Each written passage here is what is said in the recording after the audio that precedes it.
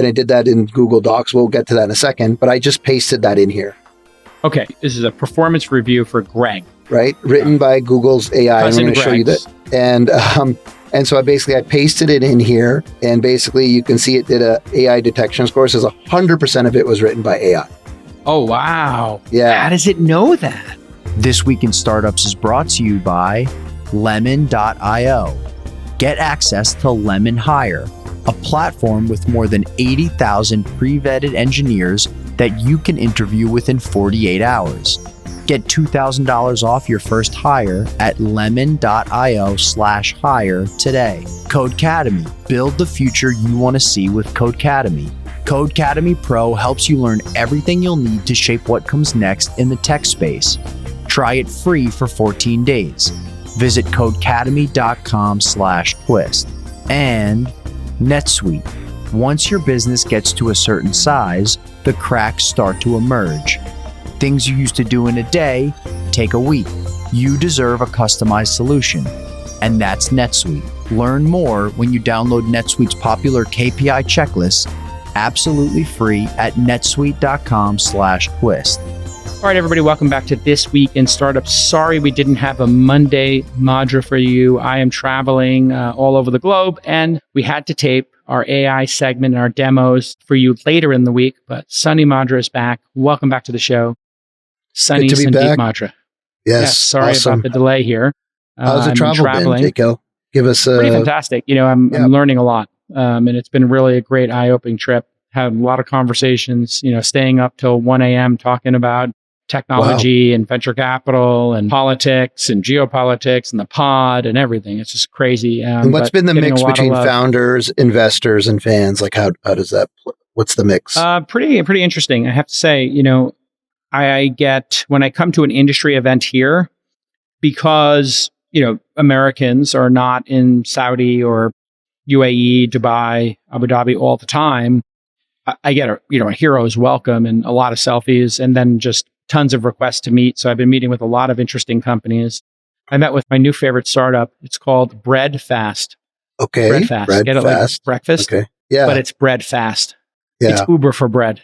It's the greatest brand name ever. Once you hear Bread Fast, you can never get this name out of your brain. Because it's breakfast, but it's bread fast.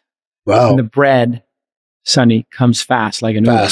So basically, they partner up like with local bakeries and get you your favorite. I think they are the bakery, and they are the Uber layer. So they get you your bread fast. And so I met the founder. They're doing like 100 million in bread in the region. And and then he asked me, "Oh, where are you staying?" And I told him where I'm staying. And then at like 8 a.m, I knock on my hotel room door. They give me 3 giant shopping bags full of every possible amount of bread.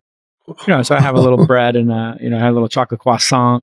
And then I gave my driver, I got a driver here when I'm in the region, and I gave him 3 giant bags of bread. He was really happy.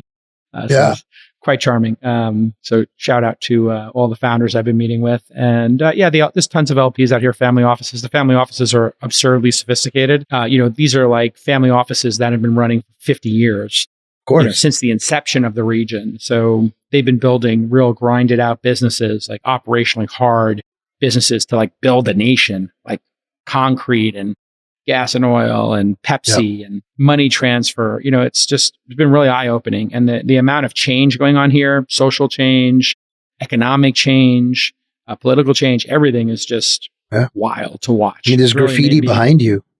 Yeah, well, I'm in a really cool co-working space in Riyadh called The Garage that houses 150 startups. I kid you not. And I'm walking around here. This is and this is not like a fake thing. Like they're here working, and taking selfies with me. There's 35 million people in Saudi, and they're really well-heeled customers with a really high ARPU, the average revenue per user. And UAE, same thing. It's smaller, but a lot of revenue. And then you got places like Egypt with 100 million customers, just waiting there to engage with products. And the American companies don't come here that quick. So, there'll be a local buy now, pay later that's doing incredibly well. There'll be firms that come here, I don't want to say copycats, but they'll build localized versions of other ideas from around the world. Yeah. Careem being the delivery service here. But then they put a spin on it. So like Careem, the local service here, is like a super app. You can press a button and have your apartment or house cleaned. So like that whole Uber for cleaning your house, like that exists here, right? So they kind of add to the mix, and tremendous. The startups here and the founders are kind of like, I would say, New York in the 90s, if I had to pick, like an emerging market like that, where then, the second decade, you see like, really big companies come out of it. In the third decade, giant companies come out of it. It's kind of like Australia is now, or maybe before Atlassian, that kind of situation. Yeah. So it's going to be a big story. The startups coming out of here, the investment coming out of here. It'll be the number 2 region for venture capital investment. Wow. And backing venture capital funds within 10 years, I predict. Did you say like North America, Middle East, Europe? That's what it'll become, then Asia? I think that'll be the order. Yeah. And I think Europe is like just not going to, with the exception of like Sweden, and I just think they're just not as hungry. And the growth in population is occurring in Asia, Southeast Asia, Africa, North Africa. So if that's where all the growth of customer is, and many of those markets are what they call emerging frontier markets. Yep. And then above that is emerging markets. Those are the markets that really, like, if you invest in and you put products and services in those markets, you're going to grow with those markets as they adopt technology. And that's the JCal sweet spot too. That's the JCal sweet spot. There you go. So I'm not investing in any of these regions yet. Okay. It's not part of our mandate yet. But the amount of interest, This Week in Startups is incredibly popular over there. People watch this episode. A couple of people specifically mentioned the AI demos and they love them. So let's get to it. Let's do it. Awesome. All right. Okay. So we got some great demos lined up today.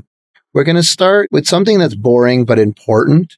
And it's called Legal Now, especially, we're talking startups, we're talking building companies. And one of the things that Silicon Valley law firms have done for a while is definitely partner with startups to kind of give you the package of goods. And the thing I've seen this current iteration is that still get that done, but, firms are, still pricey, and it still costs you a significant amount of money to get set up. And sometimes you need some template things. And so this company is called, legalnow.xyz, powered by AI. And, you buy yourself the credits, and they've got some pre-templated documents that can be created for you. Employment agreements for interns, like an equity incentive plan, terms of use, privacy policies, NDAs. You've done all these things before, right? Sales agreements, SaaS agreements. Yeah. And so I did one earlier here. I had this like internship agreement, right? The summer is going to roll around pretty quick. We want to get interns. And so basically, it gives you the template here. You fill in the name of the company, the effective dates, and basically it spits out the document for you with all the pieces that you need, and you're off to the races. So there have been templated sites like LegalZoom as an example. So how do you feel this is different in using, AI to do this? Yeah, I mean, fundamentally, and like, I thought the same thing when I was looking at it. It's a cost thing.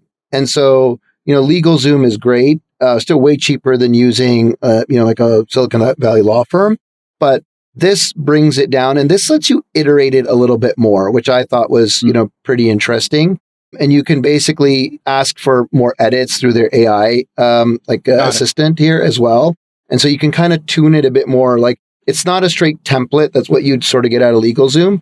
It allows you to sort of modify it for your use cases, which I think is helpful. Yeah. Awesome. Yeah. I mean, a shout out to the Legal Now team. This is going to get more and more interesting. The thing I would love to see is upload all of your legal documents to a service like this and explain them to me, teach me what this means, And I think you could do that with Claude. If you uploaded a legal document, hey, you're a lawyer, explain in bullet points to your client what each of these segments mean. And, I think, do you think you need a vertical AI to do this, or a general language model to do it well? Because legal stuff has big ramifications. Yeah. I mean, the interesting thing is there was some data that came out of one of the partners of OpenAI. The OpenAI funded this company called Harvey, and one of their partners, like a large accounting/legal firm, they basically posted the amount of savings they're getting by leveraging AI. And so what that says to me is, and that's built on OpenAI. So I think what you really want to do for these use cases right now is start with a large frontier model like OpenAI, and then give it some fine tuning information that you can, and then go from there. You don't have to start kind of from scratch and build something in this era.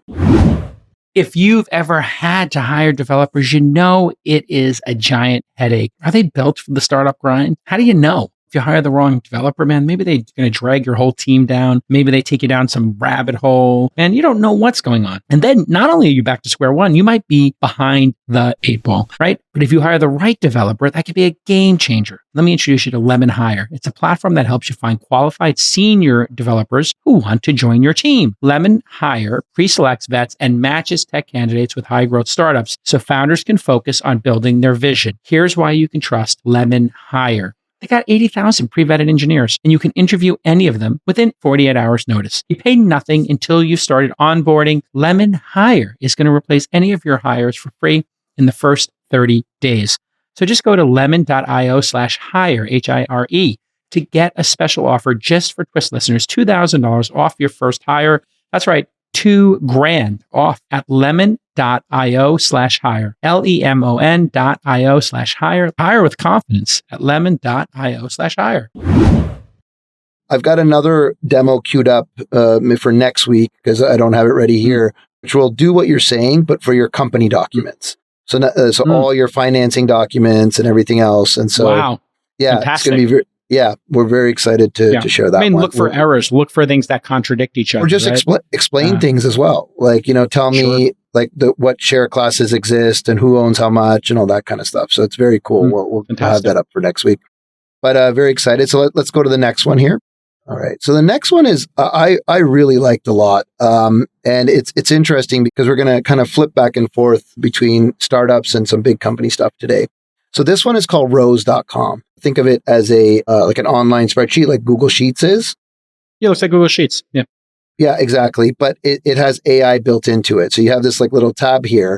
And so, I just got like a CSV of some sales data. Okay. The standard one that you use for testing and things like that. I just inserted it into here. And off the top, it like you hit this like little button right here, the AI analyst button. Yeah, what it'll do is everybody uses this little like diamonds or stars in the sky as the AI button now. I don't know how that became the standard, but it's like a twinkling star button. Yeah, I don't know. It's like kind of magic, right? Is it maybe? Magic. It looks like magic, right? Yeah, sure. And so what this does here on its own, it does some quick insights, right? So without me doing anything, total number of units sold, average price, maximum unit cost, minimum revenue. And then it gives you some other deep dives you can do. So you can do deep dives by region. And this is all stuff it's doing on its own. And then it has like a text box here where you can ask questions. So you can say, was the earliest sale, right? And so it'll kind of analyze the table and it'll come back with that result. And so, I got that one wrong. But or maybe the earliest order date. What is the earliest order date? I love that it's anticipating with the quick insights other questions you might ask: the maximum unit price, the minimum user size, the average user price. This is where look, the idea is good, right? And and we might have bad see data in there too. Yeah. Maybe there's I don't think so because this is like a well published thing. So we'll have to ask these guys to comment on it, right? Or what is the maximum number of units sold? Let's see if it kicks that one out for us. But there we go. So that one kind of came out. The maximum number of units sold was 9,000. Yeah. And if you said which month had the highest sales, people like to know that question all the time from sales data. Which month had the highest sales? It'd be interesting if it gets that right. Yeah. Show me the table showing the month with the highest sales. So this kicked out down here, which is fascinating. So we can say insert table. And so I got that wrong. But the idea here is, a couple fold. Like one, this is near and dear to us. Like we do this for very, very large data sets, so not spreadsheet kind of style, but like you're talking about definitive intelligence. Exactly.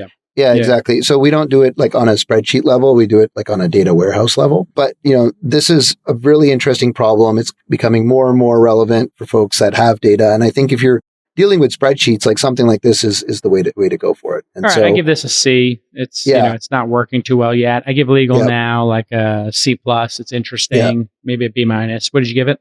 Funny enough, I used it. So because I used it, I'm going to give it a B+. Yeah, there was a piece of documentation I needed for definitive, and I said, I just kicked it out of there, and it worked. Love it. very related to the demo I showed you. So for an intern we're hiring, I said, well, why should we go and and so I'm going to give it that. Sounds like a low risk. Yeah. This is a very hard problem. Their UI and everything is excellent, but like you saw here, there are some things that aren't working. But Rose, ROWS.com, not rose as in ROSE, the flower, but rows as in columns and rows. Yeah. Got it. Great domain name, by the way. Shout out to the rose.com team for getting a 4-letter domain name in the dictionary. That's about $250,000 domain name. Yeah, it should cost about $250,000. Yeah. Wow, that's great. I like the UI. I like how they anticipated things. So, but they didn't get things to work. So I think with that, we have to give them a C. But I give it a C. They can come back and they can improve it. So yeah, keep working, everybody. Sharpen your pencils. Keep working. Okay, I'm going to go to our next one, which I find this one really important because when I get things in my inbox now, I'm starting to get suspicious if it was written by AI or not. Yes, so I have this problem right now. A lot of my replies on X feel like they were written by an AI bot.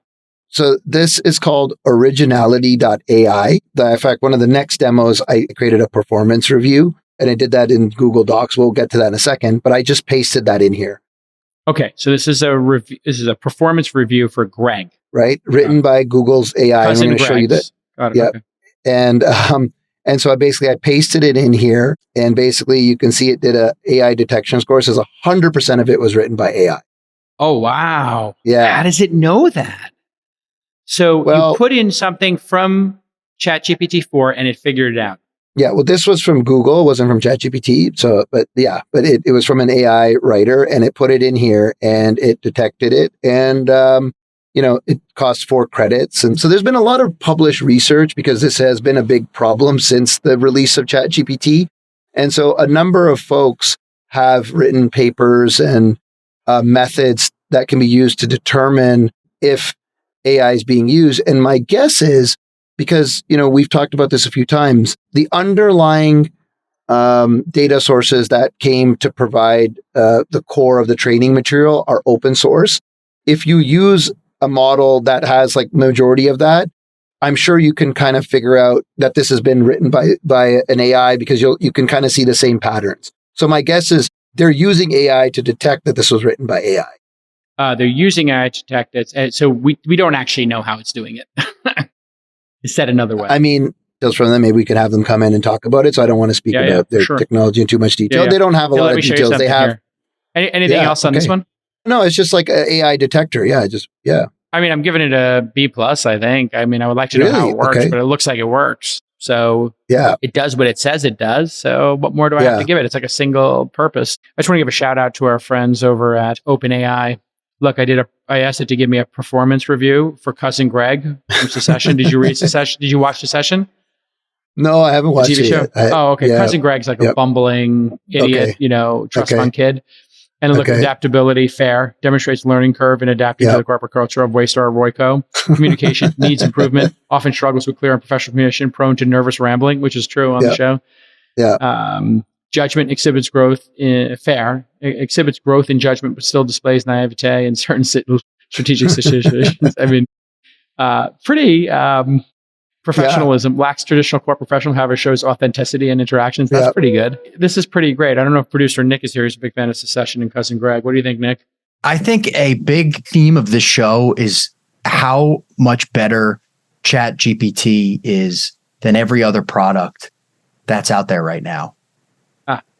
At least that's what it sort of feels like to me. Like, it feels like ChatGPT can do a lot of things better than verticalized AI tools by themselves. And I wonder if there's like I don't know, I guess you could call it like a Kanye West problem going on where, and this is pre-crazy Kanye, like everybody was always dubious about taking beats from Kanye, although because he was the world's best producer, but you were always getting his like B material when you were using his beat because he would always use his best beats for himself. And Sonny, I'm curious, like, do you think that OpenAI is using their best version of GPT, whatever that is, for their own models, and whatever they're letting people build on is sort of a not nerfed, but like slightly worse version of the model that they're using themselves? Like, will they always have an advantage? Well, it's interesting. I was at a dinner last night. We were talking about this kind of from a different perspective. When you're using models, right, there's 2 things that are happening, and I'll get around to your answer. I'm long-winded, but I think it's important for everyone to understand. When you go to non-GPT models that you're using directly, like Llama or something like that, you're basically interacting with the model itself. When you use OpenAI, you're actually interacting with an API, and that API could be doing and is definitely doing a lot of things beyond what the model can do, right? And, one of the things is that for GPT-4, I think it's well agreed that it's a mixture of experts models. So it's not a single model. There's a few models underneath the API, and that gets the request gets forwarded to the appropriate one. And so that's one of the things that you may be seeing just in the general use of GPT-4 versus other models that are out there. Now, specifically to your question around like when you use the API versus you use the chat, I do think that you're getting different versions because the APIs get locked to specific model numbers and versions, and you see that when you're developing with it. So I would guess that the latest and greatest are always out in their consumer offerings because the terms of service and the level of service are different than what they have to offer in the APIs.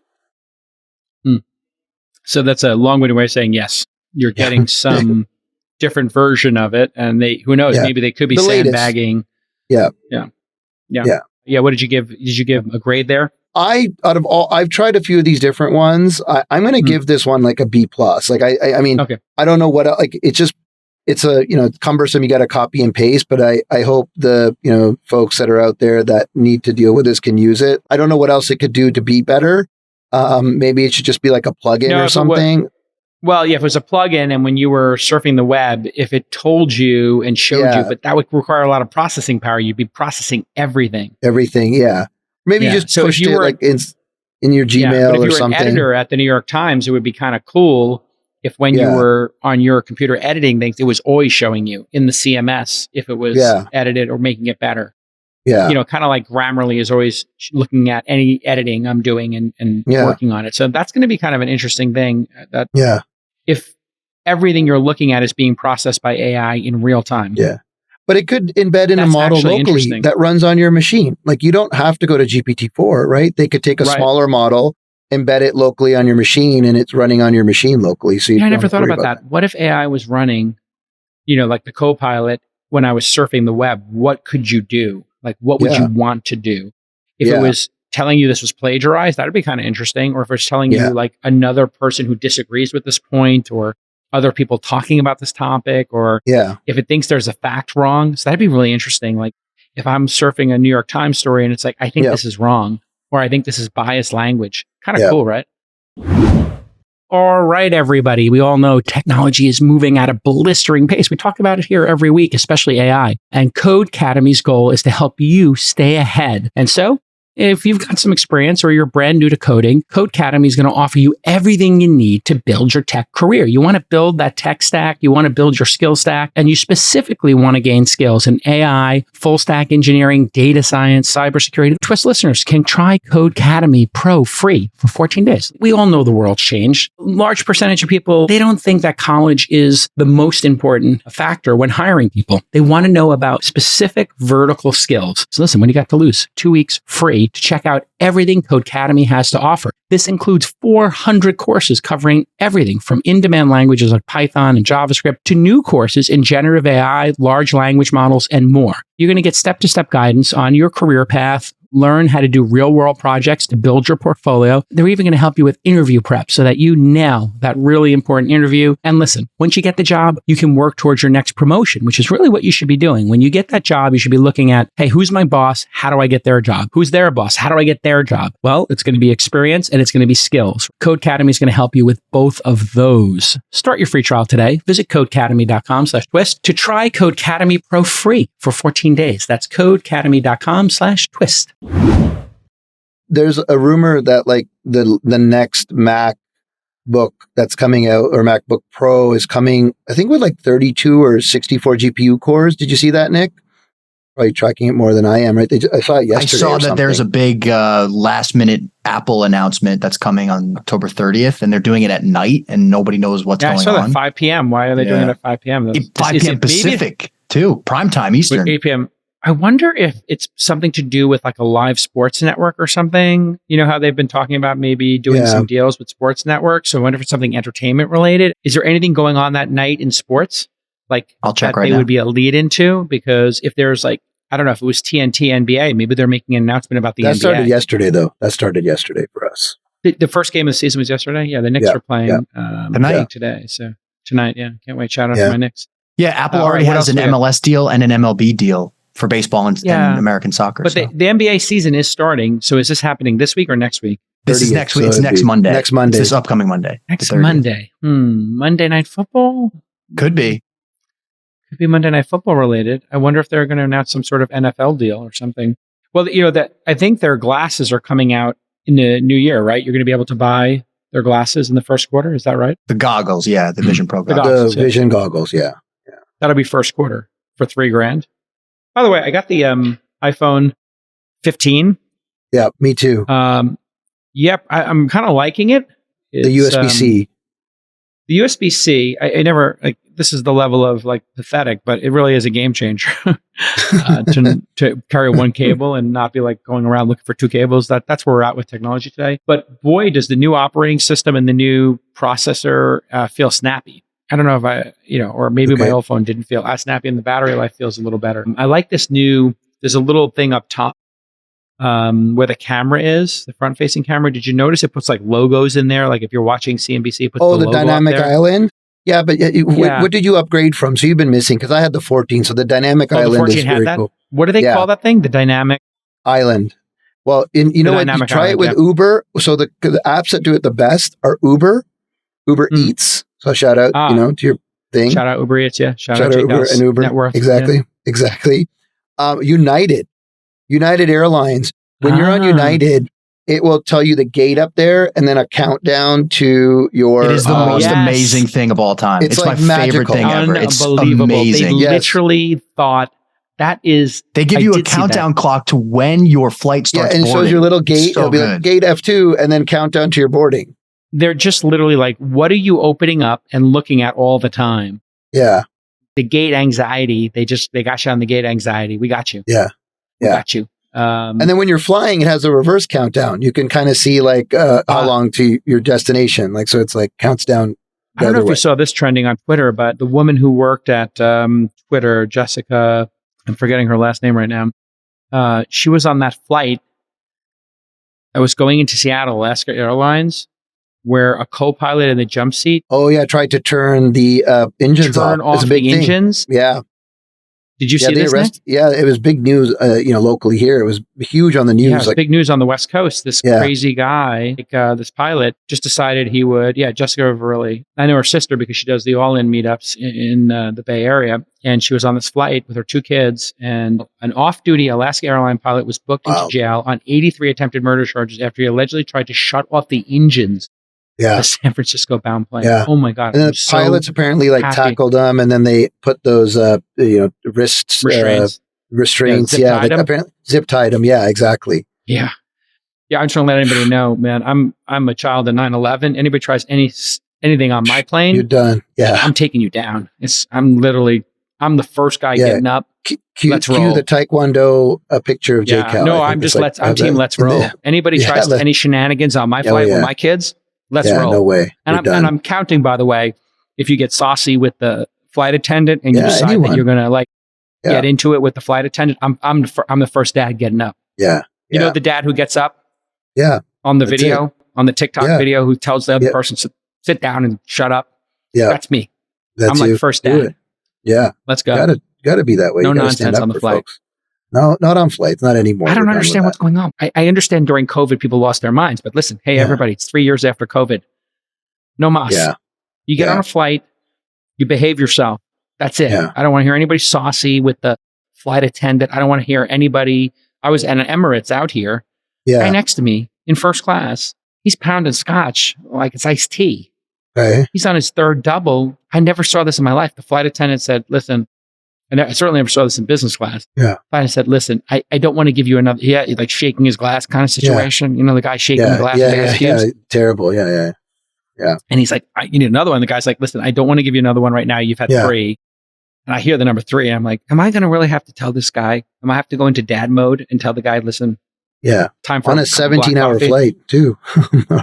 That was exactly what I was thinking. We were in hour 2 of a 17-hour flight. And gotta get him a diaper.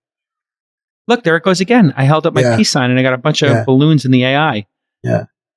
Maybe that's the sign for balloons. Try it. Now it's not happening. I've seen it come up a couple times. Yeah, who knows? All right, let's keep going. Just one thing on the Apple thing. This was the announcement I was talking about. So looks like M3 Max and M3 Pro are going to have 16 and 40 GPU cores. What can you do with that? Should I put tires on my MacBook Pro and have it drive itself around town? I mean, I think you can start running AI absurd locally. Amount of processing power. Maybe if we want to do a little speculation could be a little local AI. Apple's so far behind that maybe they think, the problem with Apple, and you see this with goggles, is in the race of like, don't worry, be crappy and get the product out there. Apple doesn't play don't worry, be crappy. That's not their game. They want to do take your time, tight is right. Not don't worry, be crappy. They can't play in this AI game, and Siri sucks. But I will say my ChatGPT virtual assistant, I've been playing with that where I talk to it. Yeah. It's quite compelling. Like the demo that we did when you put it in audio mode. It's kind of working now, and they have a bunch of different voices, and it's a little bit faster. I'm kind of liking it. I hate to say it. But I was just in the car, and after we did our thing, and I was like, tell me the history of Saudi Arabia. Tell me the modern history of this. Tell me that. And I was asking a follow-up question. Your AirPods in, or you don't use AirPods, you use the other ones. I was driving in the car. Yeah. And so I just had it up there like the movie Her. And I'm just, I was going to pick up my daughter and I had time. And I was like, I could listen to a podcast or I could talk to ChatGPT Pro. So I started rapping with ChatGPT Pro and getting a little history lesson going. All right. Okay. Pretty cool. Yeah. Awesome. So for history, like for your drunk history uncle, shout out David Sachs, history uncle. History dad can get a lot out of this. All right, let's keep rolling here. So, Jake, you sent this next one over. Oh, yes. Yeah, and so this is called cool because Summarize.tech. Very simple and clean UI. So I think they're just going for functionality right now, which is great. And to be honest, everyone's been talking about this Jared Kushner, Lex Friedman podcast, but it's like 3 hours long. And so I popped that in here. And this does a couple of interesting things, which I want to give them some credit on. If someone else has already done it, you can kind of go here and see recently summarized videos. And so, which is really good because you don't have to wait for it to do the work, which is smart, right? Because, it makes no sense to kind of keep doing that as well. And so I thought that was really well done. And then from the summaries, in this case, this was a 3 hour, 45-minute podcast and it summarized each hour, but then you can do like a little see more. And then if you want to kind of get into each section, you can kind of scan through it as well. So I thought that was really well done. I thought it was nice UX, simple, like simple UX. Again, like this should probably be a part of YouTube. That's the problem. Like it shouldn't be like like an external feature. It's a feature of YouTube rather than an external service. But I really like the simplicity of it. I liked how they're taking advantage of caching and taking advantage of sort of other people that are doing it. So you get this one basically happened instantaneously for me. So someone else must have done it. Pretty neat. I like it. So I give this one like a B. I'm going to give this. I think I'm the same as you on this one. Like, again, the only risk for them is this naturally for the folks at Google should be a YouTube feature. Yeah. I mean, it could be doing other interesting things here. Like if it summarized this video, it could people have summarized this like this or some recommendations. Well, it could be like, here's a summary of this section, but then here are the next questions to ask. Tell me about the history of Hamas. Tell me about the history of the Israeli-Palestinian conflict. So remember we were in that other Google sheet and it was giving you suggestions in the wizard, like anticipating your next question. Each of these could have sub-questions. You could prompt it. I'm a podcast listener looking to understand these conversations deeper. Tell me what question to ask next for each hour of the pod. And it just comes up with 10 more questions to ask. So that could be kind of interesting. Scaling a business is hard. It's really hard, let's be honest. And when you're growing, things that used to take a few hours, well, now all of a sudden they take a week, they take 2 weeks, maybe they never get done. So you wind up getting bogged down. That's not what you need. You need to be efficient. You need to be light. You need to stick and move. And one way to stay efficient is to understand your KPIs. What does KPI stand for? No need to be embarrassed. Key Performance Indicator. So basically, these are the important metrics to track for performance against your objectives. Right now, you can download NetSuite's popular KPI checklist for free at netsuite.com/twist so you can catch up on a KPI checklist. If you're in SaaS, you probably heard some of these numbers and some of these acronyms: MAU, MRR, ARPU, average revenue per user, and NetSuite's KPI checklist will teach you to identify and understand your strategic objectives, and then how to collect and analyze the data, and so much more. Identifying KPIs are going to make you more efficient. Your team's going to be happier. You're going to be happier as the boss. And right now, increasing margins and getting profitable is the name of the game. KPIs is the road to that. So here's your call to action. NetSuite is everything you need, all in one place. Download NetSuite's KPI checklist for free at netsuite.com/twist. That's netsuite.com/twist to get your KPI checklist right now. Okay, next one. So we're going to pop back. We're going to do a couple with our friends at Google again, because they keep innovating. They keep innovating. And so it's good to see it. Like it's, era of innovation. Okay, Sundar. All right. Stocks down a bit. But they got to keep pushing. Yes. Okay, so here, what you see now is in your Google Workspaces, if you have AI for Workspaces enabled, when you start a new Google Doc, in this case, like blank one here. Untitled doc. Get this classic untitled doc. Classic untitled, like, you help me write. And so, look at that. It's a prompt right in the white space. Right in the main document. In the doc, and say, okay, help me write a performance review for Nick. Okay, I want to highlight his strengths. Let's just say as being on time, doing good research. Give me one more, J-Cal. And his jovial disposition. Okay, great. Areas he needs to work on are his hairstyle. That is doing his personal hygiene. And inappropriate banter. Saying. What's doing here? You get a little inappropriate. Here we go. I sound like Chris Farley. Or Belushi. Yeah, absolutely. All right, so I'm going to do this. And so, and I showed, the Greg one before while it generates that. So I have this one here that I did for Greg. Sure. Fictitious Greg. Oh, wait, we're still learning. I can't help with that. Try another request. Wow, really? What? That's crazy. It just did it. This is always weird. When I hate when it tells you not to do it, and then you tell it, it's okay, you can do it, and it does it. Yeah, just do it. Right? Okay, here we go. And it did it. Second try is a charm. Yeah. And so you can kind of go here, and I really like this. You can say elaborate tone. So you can change the tone. So you can say make the tone more formal, and then you can have it elaborate.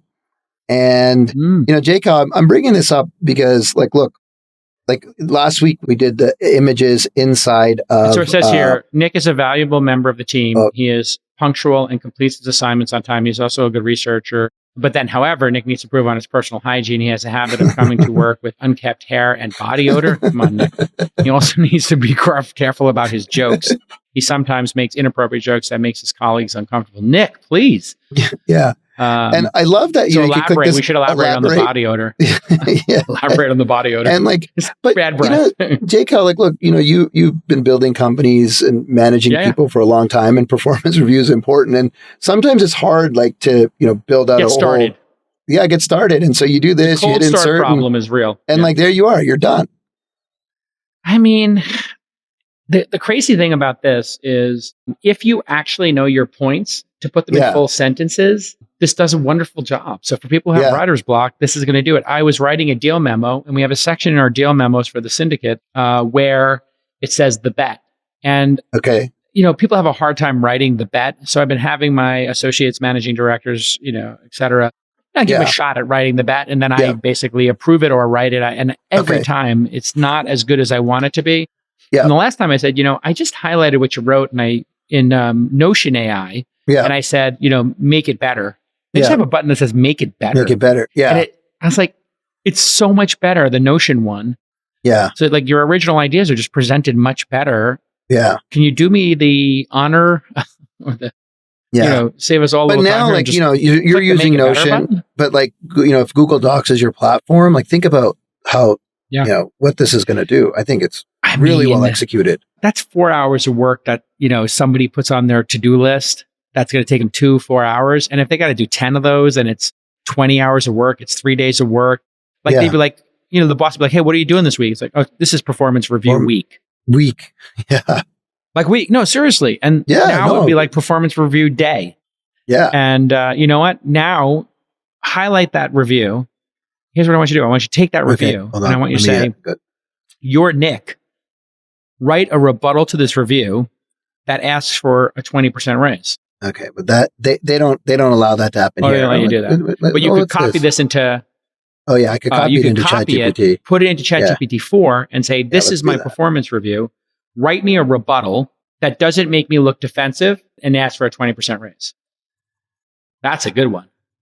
And so what should happen in the future, your AI should know automatically to do this and try to get you to do it, right? It should know when you get a performance review, you should write a review that's not defensive.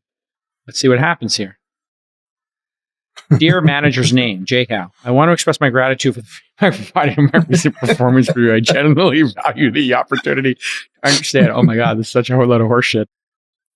Firstly, I'm proud to acknowledge the positive feedback, particularly my research skills. Regarding feedback about my personal hygiene, I sincerely apologize for the discomfort I may have caused to my colleagues. Nicely done, Nick.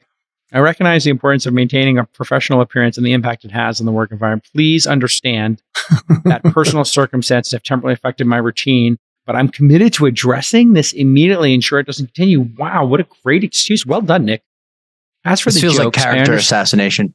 It's just a joke. Nick's hygiene is second to none. Not second to none. I mean, it's incredible. The guy smells like roses. As for the jokes, I understand that humor can be subjective, and sometimes, despite my best intentions, a joke might not land as intended. This sounds like me, actually. I appreciate the insight. This sounds like I was going to say, I'm usually the get back guy for Jason. Exactly. Yeah, this is me talking to my wife. I appreciate the insights on this and will be more vigilant about ensuring my humor aligns with workplace appropriateness. Not bad, Nick. You did a good job. And then here comes for the raise. Considering my commitment to the company, the constant positive feedback in several areas, and the value I bring to the team, I kindly request a salary adjustment of 20%. Well, that's a big number. I believe this reflects both the current market value for my role. And I mean, my Lord, this would have taken somebody like 2 weeks of like hand wringing and edits and stress and, asking a friend. Done. Like you go to your friends, be like, oh, I got to reply to my manager. What should I say? So now I want you to copy that. And then I want you to write that. I want you to put that into Claude AI and then tell Claude AI that market conditions don't allow us to give a 20% raise, but we're happy to do a 4% adjustment for the cost of living. Yeah, don't do it. Don't do it. It's just, you can see where this is going, everybody. So I'm going to just say that AI writes for Google as presented. That's an A for me. Yeah. That's another A. Okay. Yeah, I think it's an A. Like, in fact, I found it because I was trying to work on something. And then basically I've been using it like every single day now. I just want to say as a writer. Yeah. I would say this is a bummer for me because like I used to be able to do all this stuff, but I'll be totally honest, I hate doing this stuff. And if this, like the people who work for me can just do this, because what happens is ultimately myself or producer Jackie, who used to work on the show and is now a managing director, all this writing stuff winds up coming to our desk. Somebody's like, oh, I need help writing this. And it's like, oh, producer Jackie's the writer at the company. Jake Howell's the writer at the company. Go to them. They'll write the copy. And I'd just rather everybody be able to write good copy from the get. And then I can just do my pixie dust, a little bit of flair on it. Yeah. And then eventually it'll probably understand how I do flair and it'll just do a little kind of just like, how we did the originality. Maybe instead of being 100% AI, you add it and it becomes like 90% AI, but the 10% flair is human and that's okay. Perfect. I like it. Great job. I'm giving it an A. So send this to Sundar. You got an A. You finally got your A. Not A+, but A. Okay, last one. Okay, I'll say I had a Google Sheets one, but I'll save it because I have 2 more to go. Actually, let's do Google Sheets and we'll save the Bard for next week. So very similar theme here inside of Google Sheets. When you start a new sheet, you get this little, tab that comes in from the right-hand side. Just help me organize. And so it gives you ideas like, wedding event planner at a zoo with different animal, kitchen remodel task list, Wow. And so you guys run conferences, J-Cal. So what I was going to say is let's pop in one, like if you wanted to create some kind of checklist for a conference, what would you? Let's make a run of show for a corporate conference. That's 3 days long with 16 speakers a day. We'll see if it understands run of show. Okay, that's it? That's it. Let's see what it does. What we're doing here. I don't know if it's like the same kind of issue or let me grab this. I don't know if it's like refresh issue because it's a it weird might be error that it refresh gives there. Yeah. It's a weird error. Okay, so let's give it a shot here. Let's do it again. And oh my God, that's terrible. Uh-oh, that's not good. Okay, Sundar, this is the don't worry, be crappy mode that we're in with AI. You got to build stuff and you got to throw it out in the world. And it's saying we're unable to generate any results based on your prompt. Please try again. Let's do another prompt. Please create a budget for a 3-day corporate conference for 150 executives. Include food, lodging, and entertainment. This is something somebody might do, right? Somebody on my team might do something like this. Somebody on your team might do an offsite meeting like this. Let's see if it makes an actual budget for a 3-day corporate conference for 150 executives, including food, lodging, and entertainment. All right. Lodging, 200 pros. Okay. Okay, let's hit insert and see what happens. What happens next? Yeah, it just kind of dropped it in here. It's kind of weak sauce. Let's try again. It didn't do a good job on that. It just put like $200 a person for dinner, and it didn't even put it in sales. So what will we do here that could be very interesting? Please create a P&L for a startup in the software industry. That's a pretty good one, right? That's like a template they must have somewhere. I must understand. Yeah, you would think so. Yeah. See if it does it here. This could be a chance to. Okay. No, we did a quarterly report. Cost us. Yeah. Okay. Yeah. So sorry, Sundar, you got an A for Docs. The Google Sheets team has failed horribly, and they're getting an F. This is an F. You failed. Well, I will say I picked one of their examples, which was like a new product launch. Sure. Yeah. And this one it sorry. nailed. Yeah, I'm sorry. Nailed the example. Yeah. Okay, great. I give it an F. What do you give this pathetic performance? I'm in that range, look, so these things are hard to do. Yeah. All right. F+ from Sonny. All right, everybody. This has been another episode of This Week in Stardust for Sandeep Madra. I am Jake Howe, the world's greatest moderator, and we'll see you next time. Bye-bye.